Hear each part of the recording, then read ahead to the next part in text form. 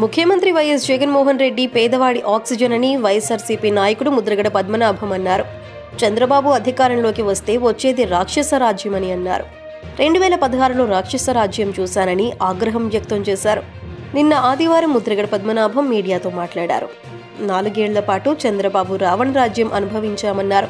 కిర్లంపూడిని పాకిస్తాన్ చేసేశారని ఎద్దేవా చేశారు. చంద్రబాబు కడుపులో అధికార ఆకలి దహించిపోతుందన్నారు.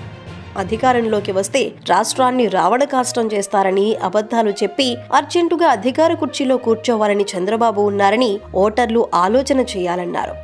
అబద్ధాలు చెప్పేవాడికి లొంగిపోతే పేదవాడికి ఆక్సిజన్ దొరకదంటూనే పేదవాడి ఆక్సిజనే సీఎం వైఎస్ జగన్ అని అన్నారు. అందువల్ల ఆ ఆక్సిజన్ను కాపాడుకోవాలని ప్రజల్ని కోరుతున్నారని అన్నారు. సీఎం వైఎస్ జగన్ అమలు చేసిన సంక్షేమ పథకాలనే అమలు చేస్తారంటున్న చంద్రబాబు మనకు అవసరమా అని ప్రశ్నించారు.